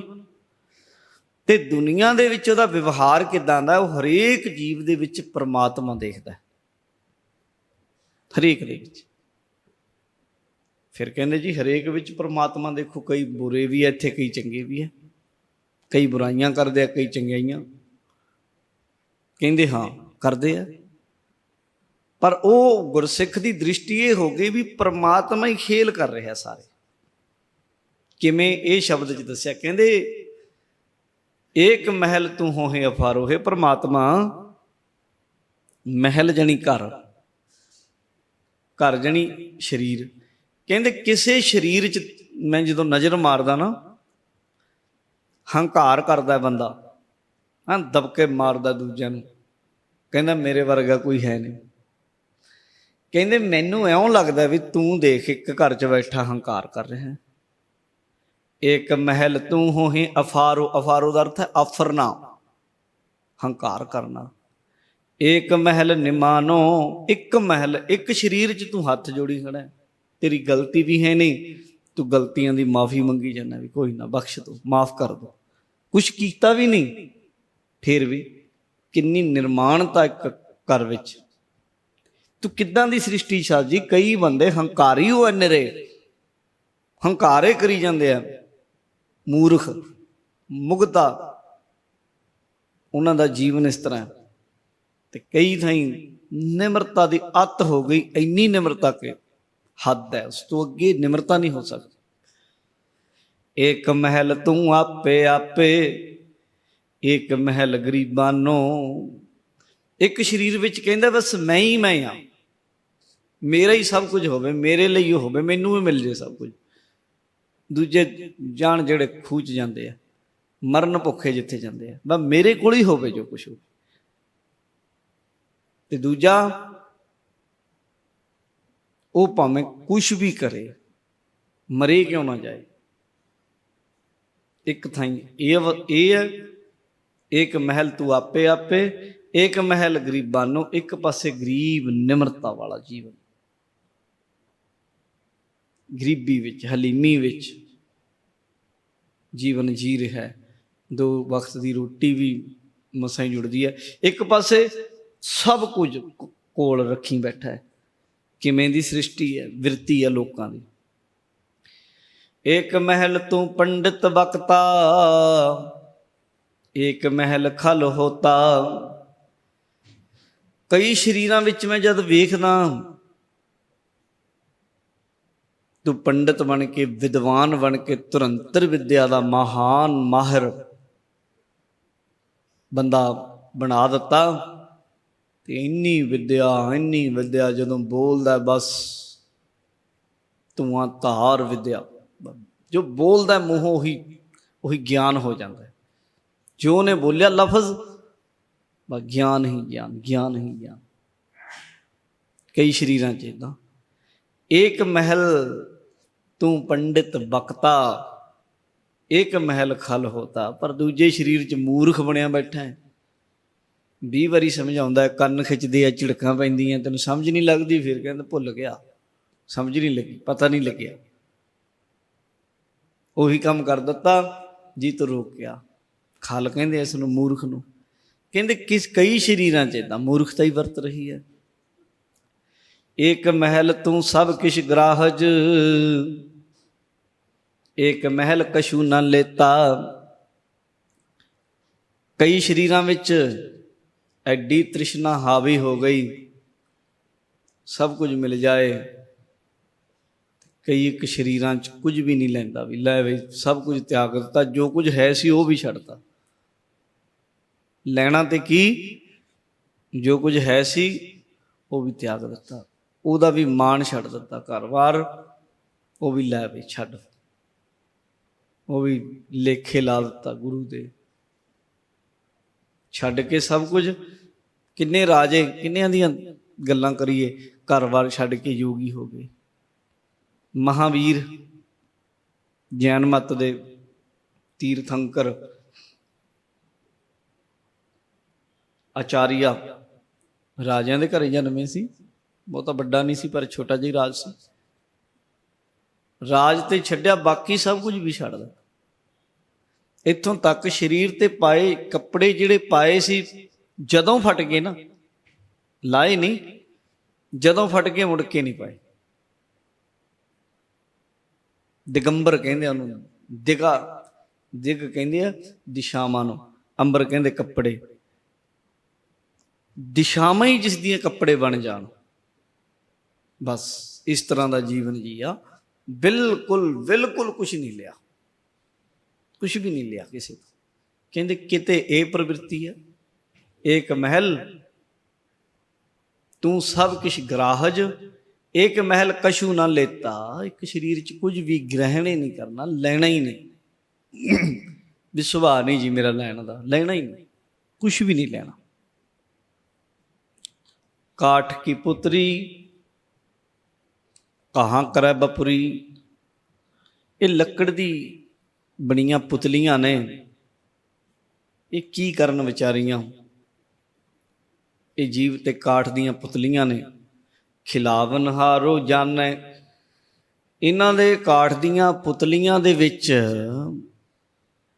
ਬਰੀਕ ਜਾਂ ਅਦ੍ਰਿਸ਼ ਧਾਗਾ ਹੈ। ਜਿਵੇਂ ਪੁਤਲੀਆਂ ਤੁਸੀਂ ਵੇਖੀਆਂ ਹੋਣੀਆਂ ਨਾ, ਨੱਚਦੀਆਂ ਨੇ, ਉਹਨਾਂ ਦੇ ਵਿੱਚ ਇੱਕ ਵੈਸੇ ਬਰੀਕ ਜਿਹਾ ਧਾਗਾ ਹੁੰਦਾ ਜੋ ਦਿਸਦਾ ਨਹੀਂ। ਤਾਰ ਹੁੰਦੀ ਬੜੀ ਬਰੀਕ ਜੀ, ਪਰ ਨਜ਼ਰ ਨਹੀਂ ਆਉਂਦੀ ਉਹ ਬਰੀਕ ਤਾਰ। ਇਉਂ ਹੀ ਵਾਹਿਗੁਰੂ ਦੇ ਹੁਕਮ ਰੂਪੀ ਜੀਵ ਦੇ ਕੀਤੇ ਪਿਛਲੇ ਕਰਮਾਂ ਅਨੁਸਾਰ ਤਾਰ ਪਈ ਹੋਈ ਆ। ਜੀਵ ਦੇ ਹੁਕਮ ਰੂਪੀ ਤਾਰ, ਕੀਤੇ ਕਰਮਾਂ ਅਨੁਸਾਰ ਉਹ ਤਾਰ ਖਿੱਚੀ ਜਾਂਦੀ ਹੈ। ਤਾਰ ਤੇ ਜਿਵੇਂ ਸਾਜ਼ ਹੁੰਦਾ ਨਾ, ਸਮਝੋ ਗੱਲ, ਤਾਰ ਵਾਲਾ। ਤਾਰਾਂ ਤੇ ਉਹੀ ਨੇ, ਉਹਦੇ 10 ਹੋਣ, 7 ਹੋਣ, 3 ਹੋਣ, 5 ਹੋਣ, ਤਾਰਾਂ ਉਹੀ ਨੇ, ਪਰ ਉਹਦੇ ਚੋਂ ਅਨੇਕਾਂ ਤਰ੍ਹਾਂ ਦੀਆਂ ਟਿਊਨਾਂ ਨਿਕਲਦੀਆਂ ਨੇ, ਅਨੇਕਾਂ ਤਰ੍ਹਾਂ ਦੀਆਂ। ਤਾਰ ਇੱਕੋ ਹੀ ਹੈ, ਟਿਊਨ ਹੈ ਸੈਂਕੜੇ ਤਰ੍ਹਾਂ ਦੀ ਨਿਕਲਦੀ। ਸੁਰ ਕਾਰਨ, ਕਿਉਂਕਿ ਜਿਵੇਂ ਦੀ ਉਹਦੇ ਉੱਤੇ ਉਂਗਲੀ ਵਜਾਉਣ ਵਾਲਾ ਜੰਤਰੀ ਵਜਾਉਂਦਾ ਨਾ ਜੰਤਰ ਨੂੰ, ਤਿਉਂ ਤਿਉਂ ਉਹਦੇ ਵਿੱਚੋਂ ਆਵਾਜ਼ ਨਿਕਲਦੀ। ਤਾਰ ਇੱਕੋ ਹੀ ਹੈ, ਤੂੰਬੀ ਦੇਖਦੇ ਹੋ ਤੁਸੀਂ, ਪਰ ਉਹਦੇ ਉੱਤੇ ਜਿਉਂ-ਜਿਉਂ ਤਰੀਕੇ ਨਾਲ ਉਂਗਲ ਮਾਰਨ ਵਾਲਾ ਕਲਾਕਾਰ ਉਂਗਲੀ ਮਾਰਦਾ, ਤਿਉਂ-ਤਿਉਂ ਉਹਦੀ ਆਵਾਜ਼ ਬਦਲਵੀਂ ਨਿਕਲੀ ਜਾਂਦੀ ਹੈ। ਤਾਰ ਇੱਕੋ ਹੀ ਹੈ।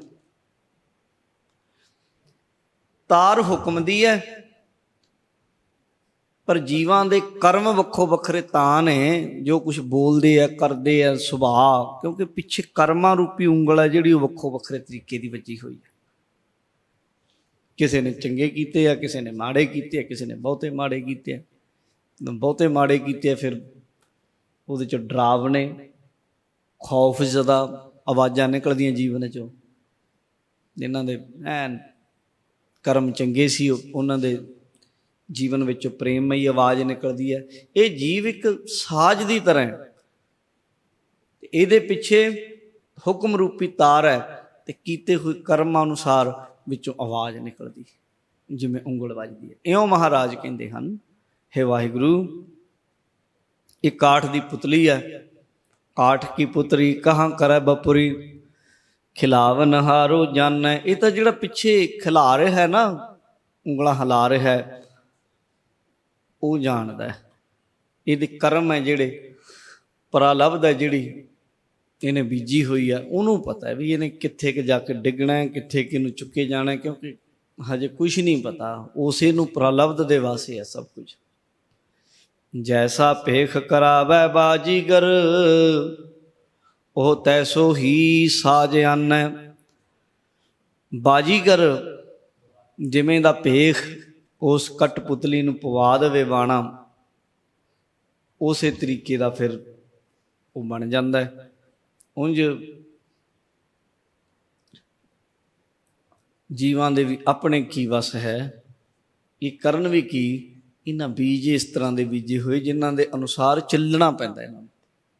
ਇਹ ਤਾਂ ਗੁਰੂ ਤੋੜਦਾ। ਇਹ ਸ਼ਰੰਖਲਾ ਜਿਹੜੀ ਚੱਲੀ ਆਉਂਦੀ ਹੈ ਨਾ, ਵਾਰ ਵਾਰ ਜਿਹੜੀ ਲੰਮੀ ਕਹਿ ਲਓ ਕਿ ਇੱਕ ਲਾਈਨ ਲੱਗੀ ਹੋਈ ਹੈ, ਉਹਨੂੰ ਗੁਰੂ ਤੋੜ ਦਿੰਦਾ।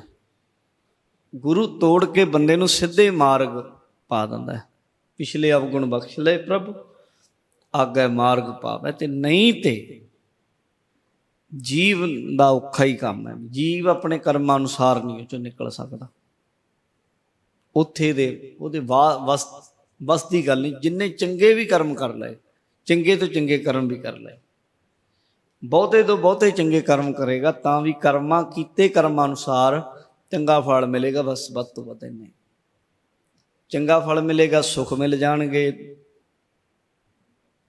ਰਾਜਾ ਬਣ ਜਾਏਗਾ, ਇਸ ਦੇਸ਼ ਦਾ ਨਹੀਂ ਵੱਡੇ ਦੇਸ਼ ਦਾ ਬਣ ਜਾਏਗਾ, ਉਸ ਤੋਂ ਵੱਡਾ ਇਸ ਸਵਰਗ ਦਾ ਰਾਜਾ ਇੰਦਰ ਬਣ ਜਾਏਗਾ।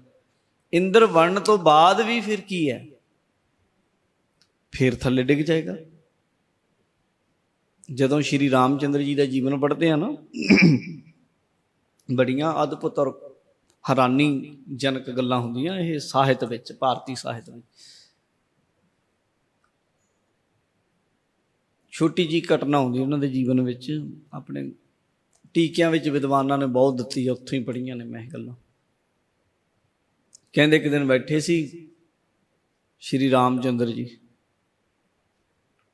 ਤੇ ਇੱਕ ਕੀੜਾ ਨਾ, ਕੀੜਾ ਢਿੱਡ ਘਸਾਉਂਦਾ, ਲੱਤਾਂ ਟੁੱਟੀਆਂ ਹੋਈਆਂ, ਢਿੱਡ ਘਸਾਉਂਦਾ, ਧਰਤੀ ਤੇ ਚੱਲ ਰਿਹਾ। ਸਭਾ 'ਚ ਬੈਠੇ, ਸਭਾ 'ਚ ਬੈਠੇ ਗੁਰੂਜਨਾਂ ਦੀ, ਵਿਦਵਾਨਾਂ ਦੀ, ਤੇ ਹੱਸ ਪਏ। ਅੱਗੋਂ ਉਹਨਾਂ ਦੇ ਜਿਹੜੇ ਧਰਮਾਚਾਰੀ ਆ, ਗੁਰੂ ਸਨ, ਉਹਨਾਂ ਨੇ ਅੱਗੋਂ ਆਖਿਆ ਕਿ ਰਾਮ ਜੀ, ਤੁਸੀਂ, ਤੁਹਾਡਾ ਜੀਵਨ ਮਰਿਆਦਾ ਨਾਲ ਬੰਨਿਆ ਹੋਇਆ, ਤਦ ਹੀ ਤੁਹਾਨੂੰ ਮਰਿਆਦਾ ਪੁਰਸ਼ੋਤਮ ਕਿਹਾ ਜਾਂਦਾ। ਵਿਦਵਾਨਾਂ ਦੀ ਸਭਾ 'ਚ ਸੀਰੀਅਸ ਗੱਲ ਚੱਲ ਰਹੀ ਹੈ, ਐਡੀ ਗਹਿਰੀ, ਜੀਵ ਈਸ਼ ਦੀ ਏਕਤਾ ਦੀ, ਵਿਦਾਂਤ ਦੀ, ਤੇ ਤੁਸੀਂ ਇੱਥੇ ਹੱਸ ਪਏ। ਇਹ ਤਾਂ ਗੱਲ ਬਣਦੀ ਨਹੀਂ। ਕਿਉਂ ਹੱਸੇ, ਉੱਤਰ ਦਿਓ। ਉਹਨਾਂ ਆਖਿਆ ਜੀ ਵੀ ਮੁਨੀਵਰੋ, ਮੈਂ ਖਿਮਾ ਚਾਹੁੰਦਾ ਇਸ ਗੱਲ ਦੀ, ਮੈਂ ਹੱਸਿਆ। ਕਹਿੰਦੇ ਨਹੀਂ, ਮਾਫੀ ਮੰਗਣ ਨਾਲ ਗੱਲ ਨਹੀਂ ਬਣਦੀ, ਕਾਰਨ ਦੱਸੋ। ਕਹਿੰਦੇ ਕਾਰਨ ਇਹ ਹੈ, ਮੈਂ ਕੀੜੇ ਨੂੰ ਦੇਖ ਕੇ ਹੱਸਿਆ। ਅੱਗੋਂ ਸੰਤ ਕਹਿਣ ਲੱਗੇ, ਇਹ ਤਾਂ ਹੋਰ ਉਦੋਂ ਹੈਰਾਨੀ ਦੀ ਗੱਲ ਹੈ, ਤੁਸੀਂ ਇੱਕ ਤੇ ਹੱਸੇ, ਇੱਕ ਕੀੜੇ ਨੂੰ ਦੇਖ ਕੇ, ਕੀੜੇ ਨੂੰ ਵੀ ਇਸ ਤਰ੍ਹਾਂ ਦੇ ਨੂੰ ਦੇਖ ਕੇ ਹੱਸੇ ਜਿਹਦੀਆਂ ਲੱਤਾਂ ਟੁੱਟੀਆਂ ਹੋਈਆਂ ਨੇ। ਇਹ ਤੇ ਤੁਹਾਨੂੰ ਤਰਸ ਆਉਣਾ ਚਾਹੀਦਾ, ਹਾਸਾ ਨਹੀਂ ਆਉਣਾ ਚਾਹੀਦਾ। ਇਹਦੀਆਂ ਤੇ ਵਿਚਾਰੇ ਦੀਆਂ ਲੱਤਾਂ ਟੁੱਟ ਗਈਆਂ, ਤਰਸ ਕਿਉਂ ਨਹੀਂ ਆਇਆ, ਹੱਸੇ ਕਿਉਂ, ਭੇਦ ਦੱਸੋ। ਉਹਨਾਂ ਨੇ ਆਖਿਆ ਭੇਦ ਇਹ ਹੈ, ਸੁਣ ਲਿਓ ਗੱਲ, ਇਹ ਦਿਮਾਗ 'ਚ ਬਿਠਾ ਲਿਓ। ਭੇਦ ਇਹ ਹੈ, ਇਹ ਜਿਹੜਾ ਕੀੜਾ ਲੱਤਾਂ ਟੁੱਟੀਆਂ ਹੋਈਆਂ, ਢਿੱਡ ਘਸਾ ਕੇ ਤੁਰ ਰਿਹਾ ਹੈ, ਇਹ 14 ਵਾਰ, ਇੱਕ ਵਾਰੀ ਨਹੀਂ 14 ਵਾਰ ਸਵਰਗ ਦਾ ਰਾਜਾ ਰਹਿ ਚੁੱਕਿਆ, ਇੰਦਰ ਬਣ ਚੁੱਕਿਆ। ਇੱਕ ਨਹੀਂ, ਦੋ ਨਹੀਂ, 14 ਵਾਰ ਸਵਰਗ ਦਾ ਰਾਜਾ ਹੋਣਾ, ਜਿਹੜੀ ਦੁਨੀਆ ਦੇ ਸਭ ਰਾਜਿਆਂ ਤੋਂ ਵੱਡਾ। ਦੁਨੀਆ ਦੇ ਤਾਂ ਰਾਜ ਹੀ ਉਹਦੇ ਬਰਾਬਰ ਹੈ ਨਹੀਂ ਨਾ, ਜਿਹਦੇ ਦਰਵਾਜ਼ੇ 'ਚ ਜਾਣੀ ਪਾਰਜਾਤ ਰੁੱਖ ਖੜਾ ਹੈ, ਜਿਹਦੇ ਵਿਹੜੇ ਦੇ ਵਿੱਚ ਕਲਪਤਰ ਰੁੱਖ ਖੜਾ ਹੈ, ਜਿਹਦੇ ਬੂਹੇ ਦੇ ਵਿੱਚ ਕਾਮਧੇਨ ਗਾਂ ਖੜੀ ਹੈ, ਜਾਣੀ ਜਿੱਥੇ ਜੋ ਸੋਚ ਲਿਆ ਹੋ ਗਿਆ। ਦੁਨੀਆ ਦੇ ਸਾਰੇ, ਦੁਨੀਆ ਦੇ ਕੀ ਬ੍ਰਹਿਮੰਡ ਦੇ ਸਾਰੇ ਸੁੱਖ ਜਿੱਥੇ ਖੜੇ ਹੈ, ਉਹ ਰਾਜਾ ਇੰਦਰ ਹੈ, ਜਿਹਦੇ ਅੰਡਰ ਸਾਰੇ ਦੇਵਤੇ ਕੰਮ ਕਰਦੇ ਆ, ਪਵਨ ਪਾਣੀ ਬਸੰਤਰ ਸਭ ਉਹ ਤੋਂ ਥੱਲੇ ਆ। ਤੇ ਉਹ ਰਾਜ ਬੰਦਾ ਭੋਗ ਚੁੱਕਿਆ, ਇੱਕ ਵਾਰੀ ਨਹੀਂ 14 ਵਾਰ। ਤੇ ਭੋਗ ਕੇ ਅੰਤ ਕੀ ਬਣਿਆ, ਕਰਮ ਖਤਮ ਹੋ ਗਏ, ਕੀਤੇ ਜਿੰਨੇ ਕੁ ਪੁੰਨ ਸੀ ਮੁੱਕ ਗਏ, ਰਾਜਾ ਬਣ ਗਿਆ। ਫਿਰ ਆਖਰ ਥੱਲੇ ਡਿੱਗ ਗਿਆ, ਧਰਤੀ ਤੇ ਆ ਗਿਆ, ਧਰਤੀ ਤੇ ਡਿੱਗ ਕੇ ਕੀੜਾ ਬਣਿਆ। ਜੇ ਅੰਤ ਭੋਗ ਕੇ ਕੀੜਾ ਹੀ ਬਣਨਾ ਤੇ ਫਿਰ ਗੁਰੂ ਸਾਹਿਬ ਨੇ ਤਦੇ ਹੀ ਫਿਰ ਇਸ ਸੁੱਖ ਨੂੰ ਮੰਨਿਆ ਨਹੀਂ ਵੀ ਇਹ ਸੁੱਖ ਚਾਹੀਦਾ, ਰਾਜ। ਭਾਈ ਮਹਾਂ ਸਿੰਘ ਨੂੰ ਕਿਹਾ ਨਹੀਂ ਗੁਰੂ ਸਾਹਿਬ ਨੇ, ਆਫਰ ਕੀਤਾ ਨਹੀਂ, ਤੈਨੂੰ ਸਵਰਗ ਦਾ ਰਾਜ ਦੇ ਦਈਏ। ਤੁਸੀਂ ਸੁਣੀ ਹੋ ਸਾਖੀ, ਜਦੋਂ ਮੁਕਤਸਰ ਸਾਹਿਬ ਉਹਨਾਂ ਸ਼ਹੀਦੀਆਂ ਪਾਈਆਂ, ਨਾਲ ਦੇ ਸਾਥੀਆਂ ਨੇ, ਸੂਬੇ ਸਰਹੰਦ ਵਜ਼ੀਰ ਖਾਨ ਦੀ ਫੌਜ ਆ ਰਹੀ ਸੀ ਪਿੱਛੇ, ਚਮਕੌਰ ਦੀ ਗੜੀ ਤੋਂ ਪਿੱਛਾ ਕਰਦੀ ਆ ਰਹੀ ਸੀ, ਤੇ ਖਦਰਾਣੇ ਦੀ ਢਾਬ ਪਿੱਛਾ ਕੀਤਾ ਤੇ ਜੰਗ ਹੋਈ। ਇਹ ਬੰਦੇ ਕੁਝ ਬੇਦਾਵੇ ਲਿਖ ਗਏ ਸਨ, ਬੇਦਾਵੇ ਵਾਲਿਆਂ ਨੇ ਫਿਰ ਆ ਕੇ ਉੱਥੇ ਜੰਗ ਕੀਤੀ ਫੌਜਾਂ ਨਾਲ, ਬਹੁਤੇ ਬੰਦੇ ਸ਼ਹੀਦ ਹੋ ਗਏ। ਇੱਕ ਸਾਥੀ ਜਿਉਂਦਾ ਬੈਠਾ ਹੈ, ਸਾਹ ਹੈਗੇ ਹਜੇ ਚੱਲਦੇ, ਜ਼ਖਮੀ ਹੈ ਬੜਾ, ਮਹਾਂ ਸਿੰਘ। ਗੁਰੂ ਗੋਬਿੰਦ ਸਿੰਘ ਸਾਹਿਬ ਨੇ ਆਖਿਆ, ਕਹਿੰਦੇ ਮਹਾਂ ਸਿੰਘਾ ਜਿੰਨੇ ਤੇਰੇ ਸਾਥੀ ਨੇ ਸਮੇਤ ਤੈਨੂੰ, ਬੋਲ ਮੰਗ ਕਿਹੜਾ ਸੁੱਖ ਚਾਹੀਦਾ ਦੁਨੀਆ ਦਾ। ਨਾ ਕਰ ਗਿਆ, ਕਹਿੰਦਾ ਨਾ ਜੀ। ਕਹਿੰਦੇ ਚੱਲ ਛੱਡ ਦੁਨੀਆ ਦੀ ਗੱਲ, ਸਵਰਗ ਦਾ ਸੁੱਖ ਦੇ ਦਈਏ, ਇੰਦਰ ਪਦਵੀ। ਲਓ ਦੇਖੋ, ਨਾ ਕਰ ਗਿਆ, ਕਹਿੰਦਾ ਨਾ ਜੀ। ਕਿਤੇ ਉਹਨੂੰ ਪਤਾ ਨਹੀਂ ਸੀ, ਉਹਨੇ ਕਥਾ ਨਹੀਂ ਸੀ ਸੁਣੀ ਵੀ ਇੰਦਰ ਦਾ ਕਿਹੜਾ ਸੁੱਖ ਹੁੰਦਾ। ਗੁਰੂ ਗੋਬਿੰਦ ਸਿੰਘ ਮਹਾਰਾਜ ਦੇ ਨਾਲ ਰਹੇ, ਸਿਆਣੇ ਹੀ ਸੀ ਉਹ ਬੰਦੇ। ਮੁੱਕਰ ਗਿਆ, ਕਹਿੰਦਾ ਨਹੀਂ ਜੀ ਚਾਹੀਦਾ ਨਹੀਂ। ਕਹਿੰਦੇ ਫਿਰ ਕੀ ਚਾਹੀਦਾ, ਕੀ ਚਾਹੀਦਾ ਬੋਲ। ਇੱਕ ਤੇ ਤੁਹਾਡੀ ਸਿੱਖੀ ਬੇਦਾਵਾ ਪਾੜ ਦਿਓ ਜਿਹ 'ਚ ਲਿਖਿਆ ਤੁਸੀਂ ਸਾਡੇ ਗੁਰੂ ਨਹੀਂ, ਅਸੀਂ ਤੁਹਾਡੇ ਸਿੱਖ ਨਹੀਂ। ਦੂਜਾ ਤੁਹਾਡੇ ਚਰਨਾਂ 'ਚ ਥਾਂ ਚਾਹੀਦੀ ਹੈ, ਹੋਰ ਨਹੀਂ ਕੁਛ ਚਾਹੀਦਾ। ਇਸ ਗੱਲ ਨੂੰ ਸਮਝ ਜਾਓ। ਫਿਰ ਗੁਰੂ ਗੋਬਿੰਦ ਸਿੰਘ ਮਹਾਰਾਜ ਨੇ ਬੇਦਾਵਾ ਫਾੜਿਆ ਤੇ ਕਿਹਾ ਚੰਗਾ ਫਿਰ ਜਾ, ਹੁਣ ਤੇਰੇ ਲਈ ਸੱਚਖੰਡ ਦੇ ਦਰਵਾਜ਼ੇ ਖੁੱਲੇ ਨੇ। ਸਿੱਖ ਨੂੰ ਇਸ ਗੱਲ ਦਾ ਪਤਾ ਹੈ, ਅੰਤ ਵੱਡੇ ਵੱਡੇ ਰਾਜ, ਵੱਡੇ ਵੱਡੇ ਭੋਗ ਭੋਗ ਕੇ ਕੀੜਾ ਹੀ ਬਣਦਾ ਬੰਦਾ।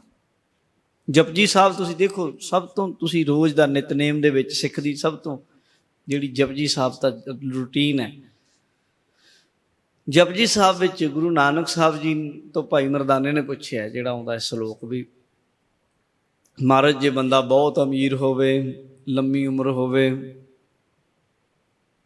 ਬਹੁਤ ਬੰਦੇ ਦਾ ਨਾਮ ਹੋਵੇ, ਫੇਮਸ ਹੋਵੇ ਦੁਨੀਆ ਵਿੱਚ, ਉਹਦੇ ਲੋਕ ਪਿੱਛੇ ਤੁਰ ਪੈਣ, ਨਾਮ ਵੀ ਵਧੀਆ ਰਖਾ ਲਵੇ, ਦੁਨੀਆ ਵਡਿਆਈਆਂ ਹੀ ਕਰੇ, ਬਸ ਔਗਣ ਕੋਈ ਲੱਭੇ ਹੀ ਨਾ ਬੰਦੇ ਦਾ, ਗੁਣੇ ਹੋਣ। ਜੇ ਐਡਾ ਕੁਝ ਹੋ ਜਾਵੇ ਫਿਰ ਤੇ ਗੱਲ ਨਹੀਂ ਬਣ ਗਈ। ਗੁਰੂ ਜੀ ਕਹਿੰਦੇ ਨਾ, ਇੰਨਾ ਕੁਝ ਕਰਕੇ ਵੀ ਕੀੜਾ ਹੀ ਬਣਨਾ ਹੈ। ਲਓ ਦੇਖੋ, ਪੜ੍ਹਦੀ ਨਹੀਂ ਜਪਜੀ ਸਾਹਿਬ, ਜੇ ਯੁੱਗ ਚਾਰੇ ਆਰਜਾ, ਤੁਸੀਂ ਹੁਣ ਸਮਝੀ ਚੱਲਿਓ। ਕਿਸੇ ਬੰਦੇ ਦੀ ਆਰਜਾ ਦਾ ਅਰਥ ਹੁੰਦਾ ਉਮਰ 4 ਯੁੱਗਾਂ ਦੀ ਹੋ ਜਾਏ, ਹੋਰ ਦਸੂਣੀ ਹੋਏ, 10 ਗੁਣਾ ਹੋਰ ਵਧਾ ਲਓ, 40 ਯੁੱਗਾਂ ਦੀ। ਜੇ ਯੁੱਗ ਚਾਰੇ ਆਰਜਾ ਹੋਰ ਦਸੂਣੀ ਹੋਏ, ਨਵਾਂ ਖੰਡਾਂ ਵਿੱਚ ਜਾਣੀ ਹੈ, ਨਾਲ ਚੱਲਾ ਸਭ ਕੋਈ। 9 ਖੰਡ ਧਰਤੀ ਤੇ ਬੰਦੇ ਦੀ ਜਾਣ ਪਛਾਣ ਹੋ ਜਾਏ, ਲੋਕੀ ਜਾਣਨ, ਚਿਹਰੇ ਨੂੰ ਪਛਾਣਨ ਵੀ ਆਹ ਅੱਛਾ ਤਾਂ ਉਹ ਹੈ ਜੀ, ਤੇ ਲੋਕੀ ਨਾਲੇ ਚੱਲ ਪੈਣ ਉਹਦੇ ਵੀ, ਵਾਹ ਇਹ ਆਇਆ ਕਿਤੇ, ਚਲੋ ਨਾਲੇ। ਚੰਗਾ ਨਾਮ ਰਖਾਏ ਕਹਿ, ਨਾਮ ਵੀ ਚੰਗਾ ਹੋਵੇ। ਆਪਣਾ ਕਈ ਬੰਦੇ ਬਦਲਾ ਲੈਂਦੇ ਆ ਨਾ ਨਾਮ, ਵੀ ਮੇਰਾ ਨਾਂ ਆ ਰੱਖੋ ਜੀ, ਬਥੇਰੇ ਰਾਜਿਆਂ ਨੇ ਰਖਾਏ, ਬਥੇਰੇ ਆਏ। ਜਸ ਕੀਰਤ ਜਗ ਲੈ, ਦੁਨੀਆ ਦੇ ਲੋਕਾਂ ਤੋਂ ਜਸ ਸਿਫਤ ਵਡਿਆਈ ਕਰਾਵੇ ਆਪਣੀ। ਚੰਗਾ ਨਾਮ ਰਖਾਏ ਕਹਿ, ਜਸ ਕੀਰਤ ਜਗ ਲੈ। ਜੇ ਤਿਸ ਨਜ਼ਰ ਨਾ ਆਵੇ, ਪਰਮਾਤਮਾ ਦੀ ਨਜ਼ਰ 'ਚ ਨਹੀਂ ਨਾ, ਤਾਂ ਬਾਤ ਨਾ ਪੁੱਛੇ ਕੋਈ। ਕੀਟਾਂ ਅੰਦਰ ਕੀਟ ਕਰ, ਦੋਸ਼ੀ ਦੋਸ਼ ਧਰੇ। ਪਰ ਕੀੜਿਆਂ 'ਚੋਂ ਵੀ ਅੱਗੇ ਕੀੜਾ, ਇੱਕ ਤਾਂ ਕੀੜਾ ਹੁੰਦਾ, ਕੀੜਿਆਂ 'ਚ ਵੀ ਕੀੜੇ ਪੈ ਜਾਂਦੇ ਆ।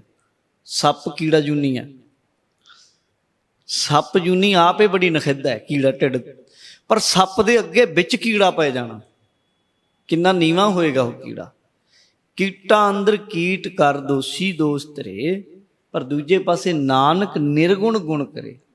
ਪਰਮਾਤਮਾ ਕਿੱਡਾ ਵੱਡਾ ਹੈ, ਜੇ ਕੋਈ ਉਹਦੇ ਸਾਹਮਣੇ ਹੱਥ ਜੋੜੇ ਤੇ ਆਖੇ ਮੈਂ ਨਿਰਗੁਣਿਆਰੇ ਕੋ ਗੁਣ ਨਾਹੀ, ਸਭ ਗੁਣ ਤੇਰੇ ਮੈਂ ਨਾਹੀ ਕੋਈ। ਹੇ ਵਾਹਿਗੁਰੂ, ਤੇਰੇ ਹੀ ਗੁਣ ਨੇ, ਉਹਨਾਂ ਨੂੰ ਫਿਰ ਗੁਣ ਦਿੰਦਾ ਹੈ। ਹੰਕਾਰੀਆਂ ਨੂੰ ਆਹ ਕੁਛ ਮਿਲਦਾ ਪਿੱਛੇ ਜੋ ਦੱਸਿਆ, ਨਿਰਗੁਣਿਆਰਿਆਂ ਨੂੰ ਗੁਣ ਦਿੰਦਾ ਹੈ। ਨਾਨਕ ਨਿਰਗੁਣ ਗੁਣ ਕਰੇ, ਗੁਣਵੰਤਿਆਂ ਗੁਣ ਦੇ। ਜਿਹੜੇ ਗੁਣਾਂ ਵਾਲੇ ਉਹਨਾਂ ਨੂੰ ਹੋਰ ਗੁਣੀ ਬਣਾਉਂਦਾ, ਉਹ ਐਡਾ ਵੱਡਾ ਹੈ। ਇੱਥੇ ਗੁਰੂ ਅਰਜਨ ਦੇਵ ਮਹਾਰਾਜ ਸਮਝਾ ਰਹੇ ਨੇ, ਉਹ ਭਾਈ ਇਹ ਗੱਲ ਨੂੰ ਸਮਝੋ, ਇਹ ਅਨਕ ਕੋਠਰੀ ਬਹੁਤ ਭਾਂਤ ਕਰੀਆ, ਆਪ ਹੋਆ ਰਖਵਾਰਾ। ਕਾਠ ਕੀ ਪੁਤਰੀ ਕਹਾਂ ਕਰੈ ਬਪਰੀ, ਖਿਲਾਵਨ ਹਾਰੂ ਜਾਨਾ ਹੈ। ਕਾਠ ਦੀ ਪੁਤਲੀ ਆ ਇਹ ਸਰੀਰ, ਪਿੱਛੇ ਕਰਮਾਂ ਦੀ ਖੇਡ ਚੱਲ ਰਹੀ ਹੈ, ਤੇ ਜਿਹੜੇ ਕਰਮਾਂ ਦੀ ਖੇਡ ਚੱਲਦੀ ਕਈ ਕਈ ਕਈ ਕਈ ਜਨਮਾਂ ਤੱਕ ਚਲੀ ਜਾਂਦੀ। ਫਿਰ ਇਹਦੇ ਪਿੱਛੇ ਹੁਕਮ ਉਹਨੇ ਕੀਤਾ ਹੋਇਆ, ਵੀ ਹੁਕਮ ਇਹ ਹੈ ਵੀ ਕਰਮ ਅਨੁਸਾਰ ਜੀਵਾਂ ਨੂੰ ਵਰਤਾਵੇ ਵਰਤਾਉਣੇ ਆ, ਤੇ ਉਹ ਹੁਕਮ ਰੂਪੀ ਖੇਲ ਚੱਲ ਰਹੀ। ਫਿਰ ਉਹਦਾ ਖੇਲ ਕੀ ਹੈ? ਖਿਲਾਵਣ ਹਾਰੋ ਜਣੀ ਉਹਦਾ ਹੁਕਮ ਹੋ ਗਿਆ ਇੱਕ ਵਾਰੀ। ਬਸ ਜਿਵੇਂ ਇੱਕ ਵਾਰੀ ਹੁਕਮ ਕਰ ਦਿੱਤਾ, ਕੋਈ ਆਇਆ ਵੀ ਲਾਓ ਵੀ ਇਹਨਾਂ ਨੂੰ ਸਭ ਨੂੰ 2-2 ਪ੍ਰਸ਼ਾਦੇ 4-4 ਪ੍ਰਸ਼ਾਦੇ ਦਿਓ।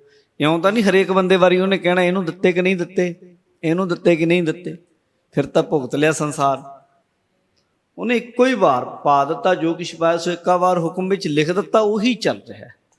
ਉਸੇ ਨੂੰ ਆਪਾਂ ਕਹਿੰਦੇ ਹਾਂ ਵੀ ਖਿਲਾਉਣ ਵਾਲਾ ਖਿਲਾ ਰਿਹਾ ਜੀ, ਉਹਦੀ ਖੇਡ ਚੱਲ ਰਹੀ ਜਿਹੜੀ ਉਹਦਾ ਹੁਕਮ ਚੱਲ ਰਿਹਾ। ਤੇ ਹੁਕਮ ਉਹਦਾ ਇਹ ਹੈ ਵੀ ਜਿਹੋ ਜਿਹੇ ਕਰਮ ਜੀਵ ਕਰ ਰਿਹਾ ਉਹੇ ਜਿਹੇ ਭੋਗੇ। ਹਾਂ, ਇਹ ਖੇਲ ਨੂੰ ਤੋੜੂ ਗੁਰੂ ਤੋੜ ਸਕਦਾ। ਉਹ ਕਰਮਾਂ ਦੀ ਜਿਹੜੀ ਗਤੀ, ਜਿਹਨੂੰ ਤੁਲਸੀ ਨੇ ਆਖਿਆ ਭੋਗਾ ਬਿਨ ਭਾਗਾ ਨਹੀਂ, ਕਰਮ ਗਤੀ ਬਲਵਾਨ। ਗੁਰੂ ਸਾਹਿਬ ਕਹਿੰਦੇ ਗੁਰ ਸ਼ਬਦ ਹੈ ਜਿਹੜਾ, ਗੁਰ ਸ਼ਬਦ ਦੇ ਰਾਹੀਂ ਉਹ ਟੁੱਟ ਜਾਂਦੀ ਹੈ। ਗੁਰ ਕਾ ਸ਼ਬਦ ਕੱਟ ਹੈ ਕੋਟ ਕਰਮ, ਕਰੋੜਾਂ ਕਰਮ ਗੁਰੂ ਦਾ ਜਿਹੜਾ ਸ਼ਬਦ ਹੈ ਤੋੜ ਦਿੰਦਾ ਹੈ। ਸਿੰਘ ਸ਼ਰਨ ਕਤ ਜਾਈਆ ਜੋ ਜੰਬੁਕ ਗਰਾਸਾ ਹੈ, ਤਬ ਗੁਣ ਕਹਾਂ ਜਗਤ ਗੁਰਾ ਜੋ ਕਰਮ ਨਾ ਨਾਸਾ ਹੈ। ਭਗਤਾਂ ਦੀ ਬਾਣੀ ਵਿੱਚ ਸਧਨਾ ਜੀ ਦਾ ਇੱਕੋ ਹੀ ਸ਼ਬਦ ਆਉਂਦਾ ਹੈ, ਕੁਆਰ ਨਿਰਪ ਕੰਨਿਆ ਕੇ ਕਾਰਨ ਇੱਕ ਭਇਆ ਭੇਖ ਧਾਰੀ, ਕਾਮਾਰਥੀ ਸਵਾਰਥੀ ਵਾਕੀ ਪੈਜ ਸਵਾਰੀ, ਤਬ ਗੁਣ ਕਹਾਂ ਜਗਤ ਗੁਰਾ ਜੋ ਕਰਮ ਨਾ ਨਾਸਾ ਹੈ। ਸਿੰਘ ਸ਼ਰਨ ਕਤ ਜਾਈਆ ਜੋ ਜੰਬੁਕ ਗਰਾਸਾ ਹੈ। ਉੱਥੇ ਦੱਸਿਆ ਕਹਿੰਦੇ ਫਿਰ ਸ਼ੇਰ ਦੀ ਸ਼ਰਨ ਗਿਆ ਦਾ ਕੀ ਫਾਇਦਾ ਜੇ ਗਿੱਦੜ ਖਾ ਜਾਏ, ਤੇਰੇ ਸੇਵਕ ਹੋਇਆਂ ਦਾ ਕੀ ਫਾਇਦਾ ਜੇ ਕਰਮਾਂ ਦੀ ਗਤੀ ਚੱਲ ਰਹੀ ਚਾਲ ਵਿਗੜੇ ਹੀ ਨਾ, ਟੁੱਟੇ ਹੀ ਨਾ, ਤੂੰ ਤੋੜ ਦਿੰਦਾ। ਉਹ ਤੋਂ ਬਿਨਾਂ ਨਹੀਂ ਟੁੱਟਦੀ, ਉਹ ਤੋਂ ਬਿਨਾਂ ਤਾਂ ਫਿਰ ਆਹ ਕੁਝ ਚੱਲਦਾ। ਫਿਰ ਹੁਕਮ ਦੇ ਵਿੱਚ ਜੈਸਾ ਭੇਖ ਕਰਾਵੇ ਬਾਜੀਗਰ, ਉਹ ਤੈਸੋ ਹੀ ਸਾਜ ਆਉਂਦਾ। ਭੇਖ ਕਰਮਾਂ ਅਨੁਸਾਰ ਰੋਲ ਦੇ ਦਿੱਤੇ, ਉਹੀ ਜਿਹੇ ਨਿਭਾਈ ਜਾਓ। ਪਿਛਲੇ ਕਰਮ ਅੱਜ ਦੇ ਕੀਤੇ ਅੱਗੇ ਲਈ ਰੱਖ ਲਓ, ਚੰਗੇ ਕਰੋਗੇ ਤਾਂ ਚੰਗੇ ਬਾਣੇ ਮਿਲ ਜਾਣਗੇ, ਮਾੜੇ ਕਰੋਗੇ ਤਾਂ ਮਾੜੇ ਮਿਲ ਜਾਣਗੇ। ਇਉਂ ਮਹਾਰਾਜ ਕਹਿੰਦੇ ਇਸ ਤਰ੍ਹਾਂ ਚੱਲ ਰਿਹਾ। ਅਨਕ ਕੋਠਰੀ ਬਹੁਤ ਭਾਂਤ ਕਰੀਆ, ਆਪ ਹੋਆ ਰਖਵਾਰਾ। ਅਨੇਕਾਂ ਹੀ ਕੋਠੜੀਆਂ ਸਰੀਰਾਂ ਦੀਆਂ ਅਨੇਕਾਂ ਤਰੀਕਿਆਂ ਨਾਲ ਬਣਾਈਆਂ ਨੇ, ਇਹਨਾਂ ਦੀ ਰਖਵਾਲੀ ਆਪ ਕਰ ਰਿਹਾ। ਜਿੰਦ ਪਾ ਕੇ ਸਾਹਾਂ ਦੀ ਜਿੰਨੀ ਉਮਰ ਦਿੱਤੀ, ਰੱਖਿਆ ਵੀ ਆਪੇ ਕਰ ਰਿਹਾ। ਉਦੋਂ ਪਹਿਲਾਂ ਮਰਨ ਵੀ ਨਹੀਂ ਦਿੰਦਾ, ਭੋਗ ਕੇ ਹੀ ਭੇਜੂਗਾ। ਜੈਸੇ ਮਹਿਲ ਰਾਖੈ ਤੈਸਾ ਰਹਿਣਾ, ਜਿਹੇ ਜੇ ਕਰਮਾਂ ਅਨੁਸਾਰ ਸਾਨੂੰ ਸਰੀਰ ਦੇ ਦਿੱਤਾ ਉਹ 'ਚ ਹੀ ਰਹਿਣਾ ਪੈਣਾ।